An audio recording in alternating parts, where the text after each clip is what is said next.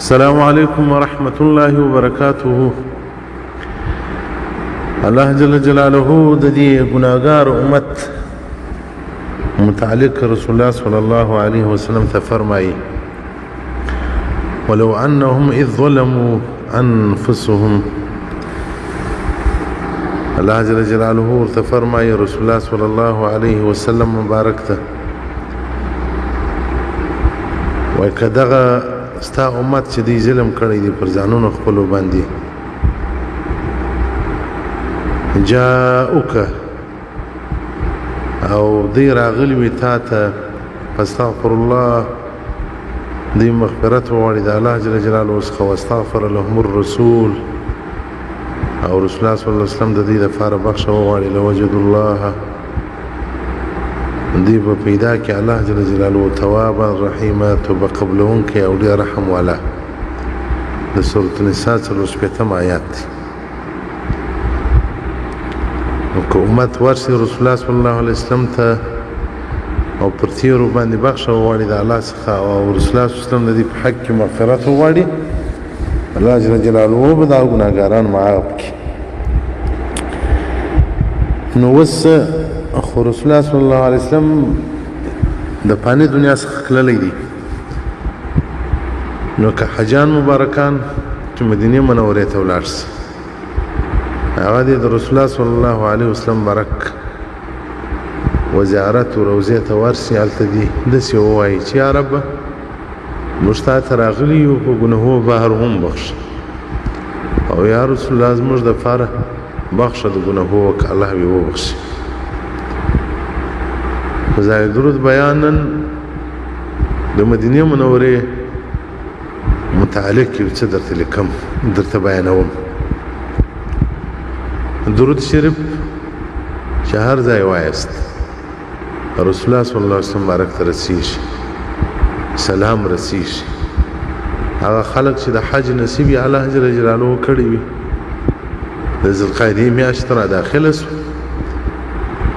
دا د مناسکو میاشتې دي دا اشهر الحج دي. هغه خلک خو به ورسي د رسول الله صلی الله علیه وسلم حضور ته او خو به ځان وبخښي الله به عفو ورته وکړي د ګناهو به پاک شي د محمد رسول الله صلی الله علیه وسلم دروازې ته به ودرېږي چیغې به کړي چې یا رسول الله زموږ دپاره بخښه وغواړه موږ تاسو به څه کوو الله دې د ټولو نصیب وکړي. نو حجان سجی حجان تجي حجي صاحب تجهره ونس بعد رسول الله صلی الله علیه وسلم حضور کی ما د پاره د الله څخه بخښه وغواړه او د رسول الله صلی الله علیه وسلم ته ووایه ورته بخښه ورته وکړه او د الله څخه مغفرت ولره طلب کړه الله به دغه مقام درکړي. عتبي او واقعا نقلقي وكنت جالسا عند قبر النبي صلى الله عليه وسلم زد رسول الله صلى الله عليه وسلم قبر تناسم یو عربي وسړی سړی رالی سلام وای السلام عليك يا رسول الله بیا دا آیات شریف وای لو انهم اذ ظلموا انفسهم جاءوك فاستغفر الله واستغفر لهم الرسول وجدوا الله توابا رحيما. دا آیات شریف وای بیا وای وقد جاءتكم مستغفرا من ذنبي زرا غلی بخشون کی د خپل ګناه په خاطر غنه چې ما الله وبخشي او پتا سره شفاعت کوم الی رب خپل رب لره او بیا یې سبیتون اول یا خیر من دفنت من القاع اعظمه سبیتون اول د رسول الله اسلام په محبت کې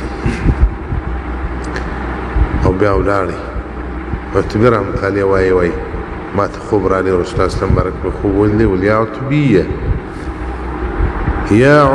يا عتبي الحق العربي ورسى عربي تورسى زيارة وركب علىها عبدر توكل بلو اكيا رازي محمد بن حرب اهلي واي ومدينة منوريت ورلم رسول الله صلى الله عليه وسلم خبر تودر دم يوس عربي وسرعي سرعي ولادي يوزيو عن معيري ده خپل اوشو له دغه سره کښت شو هغه وتړی بیا داخل شو سلام یې وایه دعا یې وکوله بیا دا وویل بیا انت امي یا رسول الله بأبي انت امي یا رسول الله دا کلمات هلته ډېر وایست بأبي أنت وأمي يا رسول الله، زما مور پلار دې تر تا قربان سي. الله جل جلاله تا خاص کړی په وحي سره کتاب در باندې نازل کړی او الله په خپل قرآن کې ویل دي که امت راشي د الله څخه بخښه وغواړي او ته ولر مغفرت وغواړي الله به توبه قبول کړي. موږ راغلي یو یا رسول الله ګناهګار یو، خپلو ګناهو اقرار کوو. مستشفعا بک الی ربک، موږ شفاعت کوو په تا سره ستا رب لره هغه وعده چې ستا رب له امت سره کړې ده. نو بیا وایي دا بیت ووایي انت النبي الذي ترجى شفاعته، تا هغه نبي ستا د شفاعت امید ستا عند صراط اذا ما زلت القدم، په هغه وخت کې چې د انسانانو پښې ښویل کېږي، انسانانو پښې ښویېږي، پر پرزیارات لاندې ولیږي. موږ راغلو تا ته یا رسول الله، موږ شفاعت وکړه. محترمینو جانو صاحبانو، نازویل یاست الله جل جلاله چې د رسول الله اسلام زیارت ته روان یاست، د الله جل جلاله موږ کور ته روان یاست او ټول امت ته دعاوې کوي. افضلکم اقربکم اولاکم، بهتره په تاسو کې او قریب په تاسو کې ما له رسول الله صلی الله علیه وسلم پر زکامت هغه څوک چې ډېر درود شریف وایي. محترمینو درود شریف د ایمان د قوت سبب دی، درود شریف د ایمان د حفاظت سبب. بعضو روایاتو کې راځي الله دې موږ پر ایمان ورولي، الله دې مو بې ایمانه نه کړي. وایي انسان چې مړ سي دا کرام الکاتبین د راستي اوږې او د چپي اوږې ملک د کرام الکاتبین وایي دا زموږ هر څه لیکي، هر څه مو لیکي. یو خو د خولې ګناه د هغه خو نو عددي اوري، د سترګو ګناه باندې دی پوهېږي، بوی پر ورځي هغه لیکي دی په سترګو باندې دا ګناه وکول، یا هلک ته وکتل یا نجلۍ ته وکتل. الله دې زموږ سترګې محفظ کړي دا د انټرنیټ په ظالمه دور کې. او د راستي اوږې ملکه به حسناتو نیکۍ لیکي. تا قرآن عظیم شان ته وکتل، تا زمزم اوبو ته وکتل، تا د مور و پلار مخ ته وکتل، تا د خپل پیر و مرشد و د استاد مخ ته وکتل، هکې الله ثواب درکړي. هغه نیکي او خوشبویي لري، هغه باندې پوهېږي لیکي. دا دوی ملایکې چې انسان مړ سي، دا ملایکې اسمان ته پورته سي، هغه د اسمان چوکیدار یې نه پرېږدي، وایي څه پوه چې راغلاست. دی ورته خو صاحب وفات سو، مړ سو، موږ نور څه ولیکو؟ که مسلمان یې نیکۍ نه سو لیکلی قطع سوی، که کافر سو ګناهونه یې قطع سو، نو موږ فارغ یو. بیا هغه وایي الله جل جلاله امر نه دی کړی، موږ به الله جل جلاله ته عاجزي وسو. الله خو باندې علم دی. بیا هغه ملایکې الله جل جلاله ته عرض وکړي چې یا رب د پلانکي شخص کرام الکاتبین راغلي دي، څه ورسره وکړو؟ رایلای په اسمانو ته الله جل جلاله ورته وایه ما یې رایله کوئ، بېرته دې ولاړه سي دا صاحب قبر ته، صاحب قبر ته دې ولاړه سي.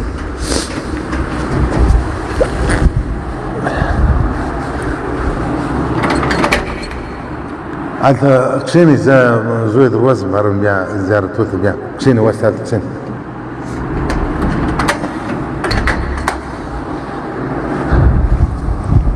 سارا او مشران مسافري دي، بس جمعې شپه چې موږ زیارتو ته بوسم. هغه زما مېلمانه دي. رسول الله صلی الله علیه وسلم واقعا سيرسوه الله جل جلاله ورسي هغه صاحب الخبر ته ورسي که مؤمن وای پر سر ودرېږي چې فوجي ملکه یې پښو ته ودرېږي تر قیامته ورلره مغفرت غواړي، دعا ورته کوي. نو دې ته مال که سړی مړ سي چې دی چا دعا نه ورته وسي چې پر ایمان مړ سي، دا د ملایکو دعاوې بس دي. او کافر دي او قبر ته بیا ودرېږي تر قیامته پورې لعنت ورباندې وایسته. الله اکبر! ایمان څومره عظیم نعمت دی، ایمان څومره عظیم نعمت دی. موږ که یو چاته $15 ورکړي څونه به خوشحاله سي. ایمان الله را کړی دی نه خوشحاله کېږو په ایمان د عمره نه یو خوشحاله ډېر خلک شته چې څوک حج ته ځي ما تا ته دنیا دعا وکړه ایمان خو لرم دا ایمان چې اوس موږ شته دا ایمان په حالت د نازع او د زکندن کې ډېر مهم دی نو درود شریف د ایمان د حفاظت دپاره یو مجرب عمل دی صلی الله علیه وسلم الله دې موږ ته ډېر درود ویل را نصیب کړي صفحه 229 القول البديع في صلاة على حبيب الشفيع صلى الله عليه وسلم الله جل جلاله دې موږ تاسو سعادت دارین را نصیب کړي والسلام علیکم ورحمة الله وبرکاته